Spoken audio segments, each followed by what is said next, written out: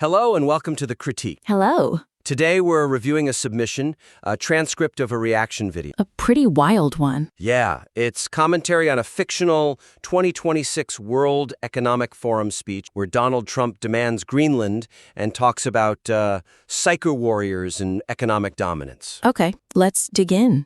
So let's get right in. The first thing that jumps out is a real struggle, a clash between the geopolitical gravity of the speech itself. Which is intense. Very, and the commentary's reliance on, let's call it internet slang. It creates a really jarring tonal dissonance. It's immediately apparent. And look, as I was reading the notes, the user clearly knows their stuff. They have this deep expertise in the lore of this persona. For sure. The God-Emperor tropes, the political vernacular, it's all very sharp, very well researched. But isn't there a risk here? What's the risk? That by leaning so hard into this, hyper-specific internet subculture talk, it just kind of undermines the analysis for anyone outside that circle? That's exactly the weakness. The listener's commentary is just full of terms like suck each other off, Eurocucks, retarded, glazing. Right. And while that might signal in-group status to a very specific audience, it immediately alienates anyone who's looking for, robust political satire, which the user said they wanted. They did. They used the word robust. Exact. But this crude framing, it distracts from the really surreal and significant claims in the speech. The Golden Dome, the psycho warriors. It makes the whole thing feel more like a niche shitpost than a biting satire. I see what you mean. When the commentator says the European leaders are just there to suck each other off, it's not really an observation. It's a dismissal. It's a total dismissal. It just shuts down any thought. It frames this big geopolitical gathering as a joke, not a conflict. It's basically telling the audience, don't bother paying attention to these guys. And if you don't pay attention to the antagonists, then the stakes just evaporate. Completely. I do wonder, though, how could the user elevate this without losing that raw kind of rebellious energy they're going for? The suggestion here is to elevate the satirical voice to match the absurdity of the source material. Okay. But without, descending into juvenile insults. The goal should be to adopt a tone of mock seriousness. Mock seriousness. I like that phrase. Right?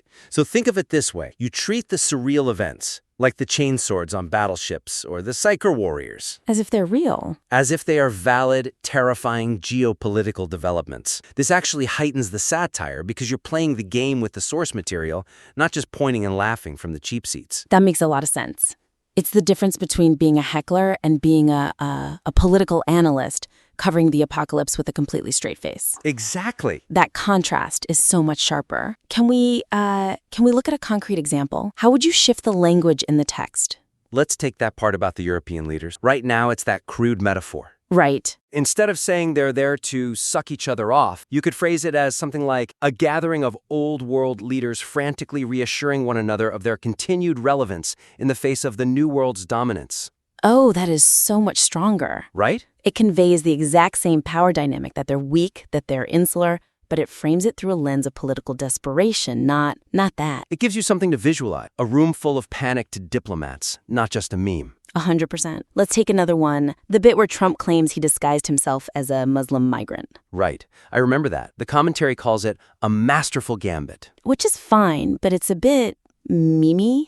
It doesn't really dig in. So a better approach is to analyze the irony of. You could say something like, the leader of the free world co-opting the very migration patterns he critiques to achieve tactical surprise. That offers a layer of irony that deserves deeper unpacking than just calling him a planner. I like that.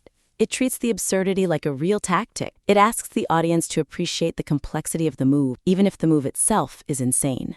And you mentioned the term crashing out. It's used a lot. A lot. To describe the leader's reactions. It's very specific slang. So just replace it with descriptive language. What you mean? Describe their visible distress, their diplomatic paralysis. Describe the panic in the room. Make us feel the tension of that cry, or another term to maybe refine without just using the slang.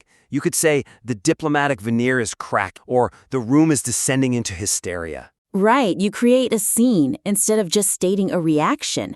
Okay, that's clear. So moving on to the organization, I'm noticing the commentary follows the speech beat for beat. That brings us to our second point. The current structure, it suffers from what I'd call reaction fatigue. The commentary disc follows the speech chronologically instead of curating the content into a cohesive argument. I see this all the time with reaction content. The creator feels like they have to respond to every single sentence in the order it happens. And it creates this whiplash effect, right? 1 second it's inflation, the next is wind turbines, then boom, we're invading Greenland. Exactly. Is that connection between the economic stats and the Greenland thing, is that actually established? Or is that an area to work on? It really needs bolstering. The weakness is that the transcript is just this linear stream of consciousness. It's jumping all over. 1.6% inflation, then windmills, then military threats. So by just playing a clip and saying, Trump cooked. Right, or that's insane. Exactly. The host is failing to actually synthesize any of that information. The listener loses the forest for the trees. The Greenland ultimatum, which should be the climax, Gets totally diluted. it gets diluted because it's sandwiched between tax cuts on tips and complaints about mortgage rates. That's such a great point. If you treat tax on tips with the same weight as I will take your land by force, you just flatten the entire dramatic arc. Yeah, it becomes a grocery list, not a manifesto. Okay, so what's the alternative? How do you fix a source that's chronological? The suggestion is to reorganize the material into thematic pillars. Even if the speech is all over the place, the commentary doesn't have to. What kind of pillars? I'd recommend 3. First, the economic flex. Then, the energy dominance. And finally, the geopolitical ultimatum. So you build tension, you create a logical flow that wasn't there before. Exact. Building on that, let's see how we could cluster some of the specific points from the transcript. For the economic flex, we have the $18 trillion investment firing 270,000 bureaucrats. Yes, group all of that. The 18 trillion, the 1.6% inflation, firing the bureaucrats, put it all in one section. And analyze the cumulative effect of those numbers. Show how Trump is just bludgeoning them with success data before he even asks for any. It sets the table. The listener needs to feel the weight of that economic power first. Okay. And then the energy bridge would connect that economic power to his leverage. Precisely. You create a distinct segment comparing the Green New scam and German deindustrialization with the U.S. nuclear and AI boom. So you highlight the contrast the speech is drawing. Europe is failing because of windmills. The U.S. is booming because of nuclear. And that sets up the leverage for the final ask. It explains why he can demand Greenland. It's not just some random whim.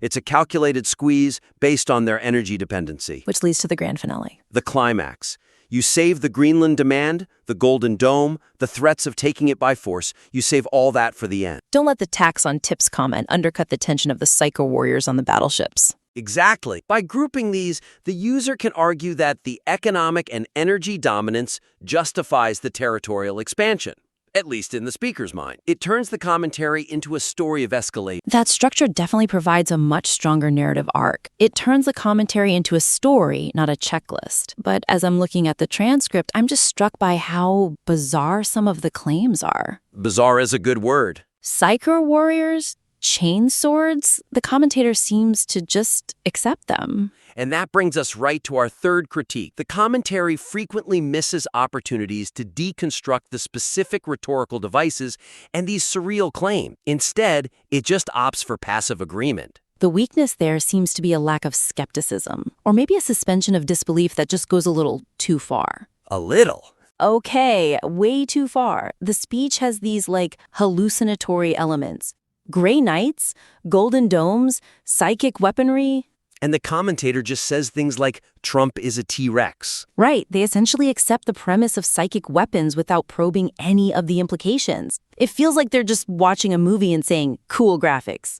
That's a perfect analogy. And that lack of probing is what makes the commentary feel thin. I mean, if a U.S. president claims to have psychic weapons or threatens to tap the shit out of European allies, you can't just gloss over that. No, that's a massive conceptual leap. But let me push back a little. If the user wants to maintain the lore of this fictional world, shouldn't they accept the reality of the speech? They can accept the reality of the speech while still analyzing its so what. The suggestion is to adopt a prober mindset. Instead of just cheering the strength, you question the feasibility and the implications of these claims. You treat them like real news items that need to be unpacked. I love that. So, concretely, when Trump mentions psyker warriors and chain swords, The user shouldn't just say, "That's insane." no. They should stop and ask the audience, is this a metaphorical flex, or are we witnessing a literal shift in the reality of warfare? What does a psyker warrior imply for the rules of engagement? Does the Geneva Convention cover psychic attacks? That adds so much more depth. It treats the text as a serious document, which paradoxically makes the satire even funnier. It grounds the fantasy in bureaucratic reality. Right. How do you regulate a wizard in the army is a much funnier question than just wizards are cool. So, true. What about the Golden Dome? The speech says it protects Canada.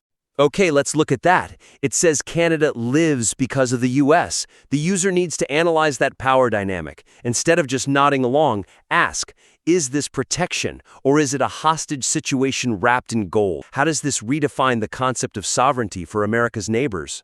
That transforms the commentary from a reaction into, like, a political thriller. It hints at a much darker undercurrent. And what about the claim of settling 8 wars in one day, India-Pakistan included? The commentator just accepts it. Trump is the best of planners. Exactly. Critique the timeline. You have to ask the audience, is settling a 35-year conflict in 24 hours evidence of diplomatic genius, or does it suggest a level of coercion that we're overlooking?